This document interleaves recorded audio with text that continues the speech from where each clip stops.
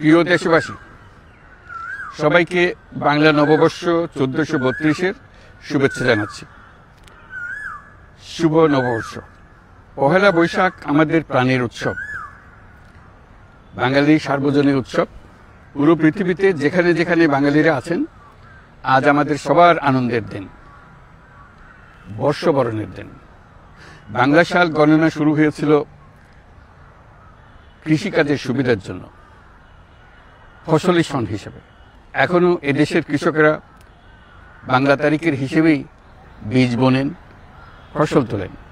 বাংলা নববর্ষের এক অবিচ্ছেদ্য অংশ হালখাতা। এখনকার আধুনিক সময়েও এখনও এই হালখাতার ঐতিহ্যকে ধরে রেখেছেন বাংলাদেশের হাটে বাজারে, শহরে বন্দরে।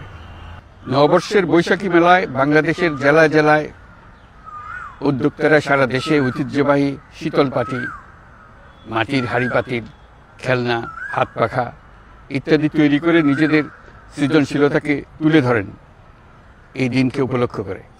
বাংলাদেশের সংস্কৃতি ও ঐতিহ্য রক্ষায় এবং একে এগিয়ে নিয়ে যেতে আমাদের সবাইকে সক্রিয় ভূমিকা রাখার জন্য অনুরোধ জানাচ্ছি। আমাদের এইসব ঐতিহ্য যেন আমাদের নিজেদের মধ্যে সীমাবদ্ধ না থাকে, আমাদের সংস্কৃতি যেন আমরা ছড়িয়ে দিতে পারি বিশ্বের দরবারে। বছরের এই দিনটিতেই আমরা সুযোগ পাই আমাদের সুদীর্ঘ ঐতিহ্যকে নতুনভাবে নতুন প্রজন্মের কাছে উৎসবমুখর পরিবেশে তুলে ধরতে এবং পৃথিবীর সামনেই তুলে ধরতে। পাহাড় ও সমতলের বিভিন্ন জাতিগোষ্ঠীও চৈত্র সংক্রান্তি ও নববর্ষে এবার বড় পরিসরে উৎসব উদযাপন করছে। পহেলা বৈশাখ সম্প্রীতির দিন, মহামিলনের দিন, আজ সবাইকে আপন করে নেওয়ার দিন। এবারের নববর্ষ নতুন বাংলাদেশের প্রথম নববর্ষ। আসুন আমরা বিগত বছরগুলোর গ্লানি, দুঃখ, বেদনা, অসুন্দর ও অশুভকে ভুলে গিয়ে নতুন প্রত্যয়ে, নতুন উদ্যমে সামনের দিকে এগিয়ে চলি। চলুন নতুন বাংলাদেশ গড়ে তুলি। 24-এর গণ অভ্যুত্থান আমাদের সামনে বৈষম্যহীন বাংলাদেশ গড়ে তোলার সুযোগ এনে দিয়েছে। এই সুযোগ যেন আমরা না হারাই। বৈষম্যহীন বাংলাদেশ গড়াই হোক এবছর নববর্ষের আমাদের অঙ্গীকার।